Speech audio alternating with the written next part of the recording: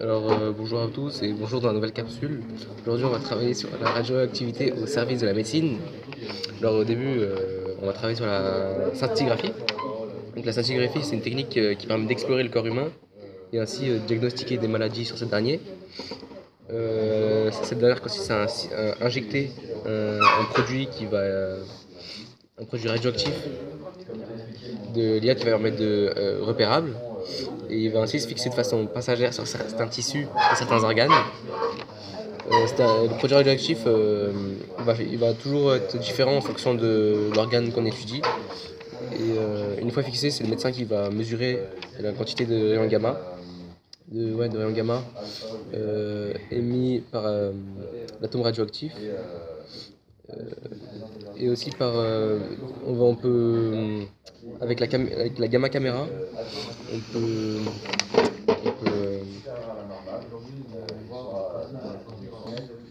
pour mesurer la radio. Action.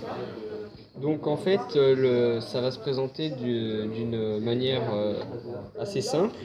Il va y avoir donc la source de rayons X, c'est-à-dire ça va être des ions radioactifs iode, donc qui vont être transmis par le corps du patient jusqu'à un film ou détecteur. Donc ce dernier va être une gamma caméra.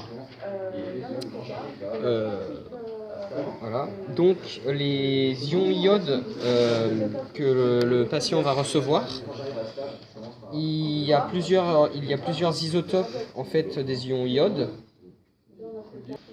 Donc il y a plusieurs isotopes d'iode qui sont transmis par le corps du patient. Donc il y en a par exemple certains qui en fait ils sont radioactifs parce qu'ils sont instables, donc ils vont subir des transformations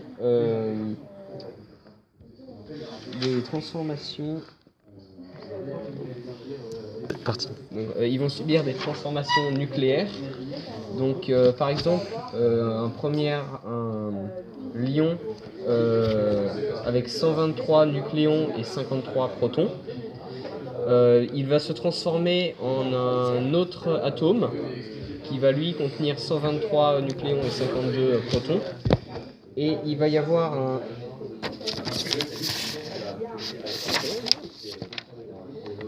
un positon qui va être émis, ainsi qu'un neutrino. Donc ça c'est le positon et ça le neutrino.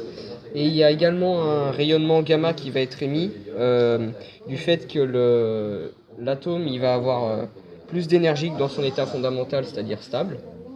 Donc ça c'est le cas de la radioactivité bêta+, mais il y a aussi un autre cas, la radioactivité bêta-.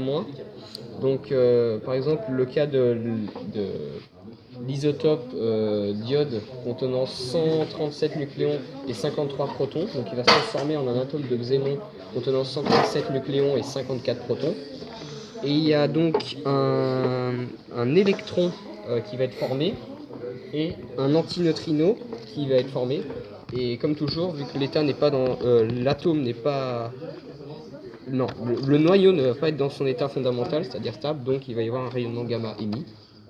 Bon, ça c'est un autre cas de radioactivité bêta, c'est un troisième isotope de l'iode radioactif.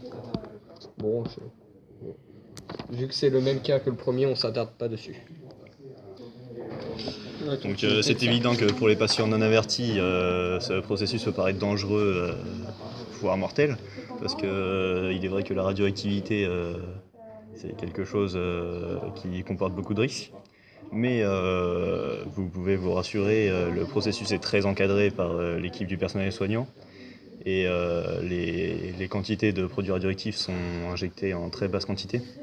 Alors, bien sûr, le risque zéro n'existe pas, et donc certains accidents peuvent survenir. Mais ne vous inquiétez pas, nous vous prenons en charge. Donc après le traitement, c'est-à-dire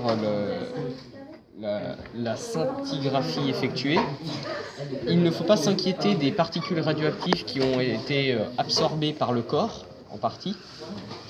En effet, ces particules radioactives, donc ici l'iode, ne restent que très peu de temps dans le corps, comme on peut le voir là, sur cette courbe. Donc Là, ici, nous avons le temps de demi-vie. Donc, ça symbolise, en fait, ce temps est particulier parce qu'au bout de 5 fois ce temps, donc là, ça fait à peu près 60 heures, donc c'est-à-dire 2 jours et demi. Tous les ions, la moitié des noyaux radioactifs se seront désintégrés. Donc l'iode que vous aurez absorbé, il n'y aura plus de risque par rapport à ça. Du coup,